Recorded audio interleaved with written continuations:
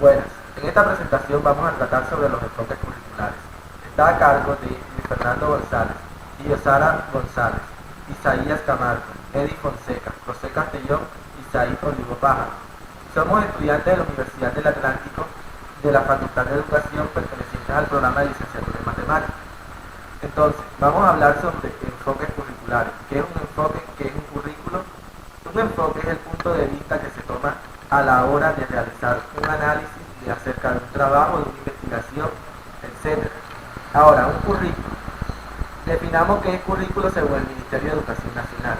Entonces podemos decir que un currículo es el conjunto de criterios, programas, metodologías y procesos que contribuyen a la construcción de la identidad cultural, nacional, regional y local, incluyendo también los recursos humanos, académicos y físicos para poner en práctica las políticas y llevar a cabo el proyecto. Como estamos hablando de los enfoques curriculares, debemos saber que se divide en tres grupos. Entre ellos encontramos el enfoque curricular técnico, el enfoque curricular práctico y el enfoque curricular crítico emancipatorio. Pero en este caso vamos a ahondar en el enfoque curricular desde la perspectiva práctica. Debemos saber que en este enfoque práctico la comprensión de significados, el juicio y la acción de forma deliberativa tienen lugar en el mundo de los hombres. En otras palabras, detallamos una situación para luego emitir un juicio, es decir, un juicio es la manera en la que percibimos las cosas. Y después de emitir este juicio que hacemos, se hace una deliberación para brindar una solución a ese problema a través de la reflexión dicho suceso con el fin de conducir a situaciones buenas que le permitan surgir en cuanto a conocimientos y los haga personas útiles y grabadas. Bueno, ahora veamos la definición del enfoque curricular práctico. Habermas define el enfoque curricular práctico como la forma o la manera de compartir, construir y desarrollar conocimientos en forma de entendimiento interpretativo. Jimeno Sacristán y Pérez Gómez dicen que el enfoque curricular práctico es un proyecto flexible sobre el qué, cómo y cuándo acerca de los contenidos y procesos. Joseph Schwab dice que en el enfoque curricular práctico la educación es la que debe adaptarse al contexto. Continuando, vemos que Habermas es un escritor alemán que nació en 1929, cuando el niño sufría de labio leporino, lo cual lo acomplejó y lo llevó a inclinarse por la filosofía. En su obra de conocimiento e interés, Habermas define la metodología de la investigación científica a través de tres intereses: el interés técnico, el interés práctico y el interés emancipatorio.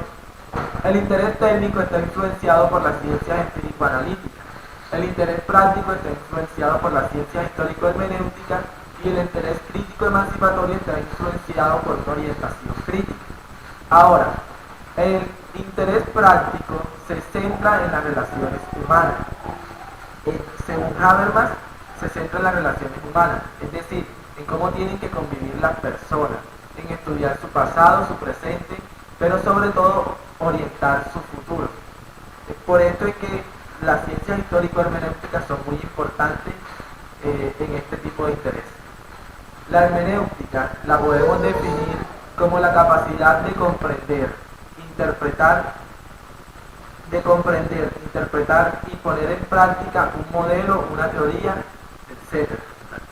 Como la hermenéutica es la capacidad de interpretar, comprender y poner en práctica, en el interés práctico lo que hace es que comprende el medio ambiente mediante la interacción para generar un conocimiento objetivo. De tal forma que el interés práctico, su interés está centrado en el proceso de enseñanza-aprendizaje. Este aprendizaje está basado en una interacción adecuada entre sus participantes, es decir, se pasa de aprender a aprender. Esta práctica condiciona procesos reflexivos de interpretación, donde permite un proceso continuo para la toma de decisiones. Es decir, la interacción entre el docente y el estudiante debe ser activa, participativa, con el fin de lograr una reflexión y cada quien se vaya con un concepto diferente. Continuando con la concepción curricular de Jimeno Sacristán y Pérez Gómez, Jimeno Sacristán nació en 1947 en una época de hambre, miedo, heridas abiertas y miseria intelectual en la España de la posguerra. Nació en La Vilueña, un pequeño pueblo de campesinos en Teruel. Puede decirse que el profesor Jimeno es un sujeto poco convencional y reacio al encasillamiento, adulto en la apariencia y socarrón en su forma, un intelectual abierto, libre y comprometido, abierto a lo nuevo y seducido por el pozo de lo viejo, alérgico a las modas y distanciado de los fáciles arrebatos y de la corriente ingenua, libre y comprometido porque se manifiesta interesado por todo y a la vez distanciado de todo, un ilustrado del pensamiento pedagógico, que sabe que navegar con dignidad en las turbulencias de la posmodernidad. De la mano de los instrumentos críticos de la modernidad, ha dotado el discurso pedagógico en nuestro contexto de la coherencia, rigor, crédito y atractivo del que carecía hace unas décadas. Ha ayudado a construir un relato comprensible y potente de modernidad, compromiso social, rigor intelectual y apertura humana. Continuando con Pérez Gómez, quien nació en Valladolid, España, es licenciado en Filosofía y Ciencias de la Educación, sección Pedagogía, por la Universidad de Salamanca y licenciado en Psicología por la Universidad Complutense de Madrid. Es doctor en Pedagogía de la Universidad Complutense de Madrid.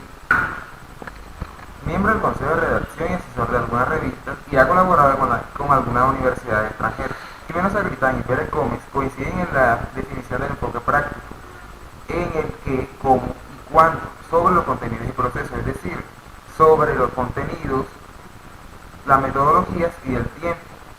De esta manera, podemos decir que el enfoque práctico es el estudio teórico de todo lo que ocurre en la práctica de todas las dimensiones y variables. Continuando con Joseph Schwab. Joseph Schwab nació el 2 de febrero de 1909 en Columbus, Mississippi, donde asistió a una escuela primaria privada que sirvió como escuela de práctica para los futuros profesores de la Universidad Local de Mujeres. Después de sexto grado, Schwab entró a las escuelas públicas donde descubrió la ciencia y se interesó por ellas. El objetivo del trabajo profesional de Schwab fue reconceptualizar la enseñanza de la ciencia en todos los niveles educativos. Joseph Schwab concibe el enfoque práctico como un método deliberativo, método cuantipráctico y método ecléctico para la solución de problemas reales, es decir, el método deliberativo como para plantear una solución que se da mediante la reflexión que se hace de dicho suceso. El método cuasi práctico se traslada una experiencia práctica a un grupo similar pero heterogéneo, es decir, intentar trabajar con un grado de mayor jerarquía. El método ecléctico implica recurrir a la teoría pero no implementarla. Ahora, continuando con las características del enfoque práctico, tenemos que está influenciado por la hermenéutica como forma de interpretar el mundo de la educación. La hermenéutica es en términos generales la capacidad de interpretar, comprender y poner en práctica una teoría o un modelo, como ya se había dicho anteriormente. La segunda característica es la modalidad práctica. Su objetivo es llegar a decisiones, selecciones u orientaciones posibles que pueden ser mejor o peor que otras alternativas. Se trabaja con base en el contexto. Continuando con la tercera característica, que es la modalidad casi práctica, tenemos que esta se refiere a la aplicación de la modalidad práctica en contextos mayores, es decir, trabajar con un grado de mayor jerarquía. ¿Para qué? ¿Qué utilizamos? Utilizamos una deliberación y el establecimiento de principios que nos van a brindar unas soluciones posibles a esas soluciones que ya son bastante amplias porque poseen un grado de mayor jerarquía.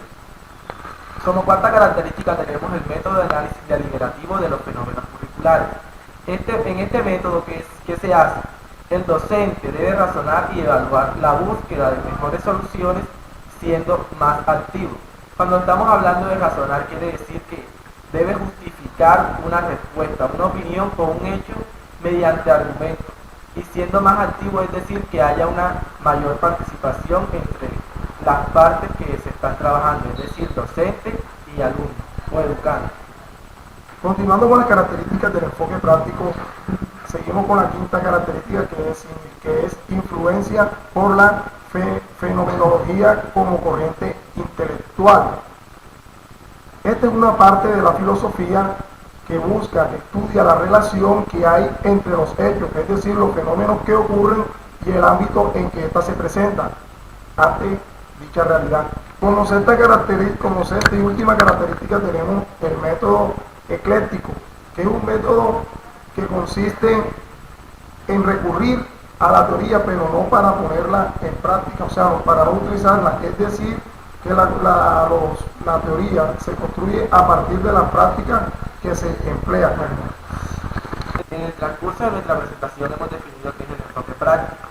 Además, hemos visto la concepción que tienen diferentes autores acerca de dicho enfoque, entre ellos Habermas, que es el que se caracteriza por tener mayor rigor, a Jimeno Sacristán y Pérez Gómez y a Joseph Schwab. Además, hemos definido los elementos que sustentan esta teoría. Ahora, veamos cuáles son las corrientes filosóficas que le dan origen y apoyan esos elementos. Entre ellos encontramos la corriente filosófica cognitiva, práctica y la reconceptualista. La corriente cognitiva es aquella que estudia los procesos de pensamiento, la elaboración de información de ideas, llamando a estas elaboraciones percepciones y su procesamiento lo llama cogniciones. Está íntimamente unida a la psicología de la percepción y a la psicología experimental. Este modelo cognitivo aparece como una nueva evolución de paradigma respecto a la visión que se tiene sobre el hombre. Entonces, podemos decir que la psicología cognitiva es una escuela de la psicología que se encarga del estudio de la cognición. Por tanto, los procesos mentales implicados en este conocimiento tienen unos objetivos y mecanismos básicos muy profundos por los cuales se elabora ese conocimiento.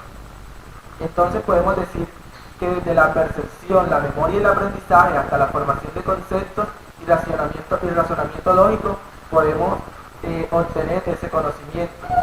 Y podemos decir que lo cognitivo es lo que entendemos por el acto de conocimiento, en sus acciones de almacenar, recuperar, reconocer, comprender y organizar y usar la información recibida a través de los sentidos.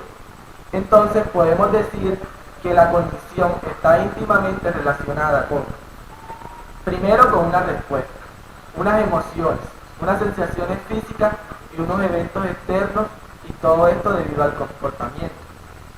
La segunda corriente que sustenta esta teoría, este enfoque práctico, es la corriente práctica.